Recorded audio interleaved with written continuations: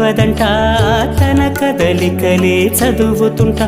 తను మెరిసే దుస్తులు తొడగదంట, తను చూస్తే మరి మెరిసేనంట. తన రూపం గొప్పది కాదంట, తనలా ఎవ్వరు లేరంట. తన రంగు గొప్పది కాదంట, తన సాటెవ్వరు రారంట.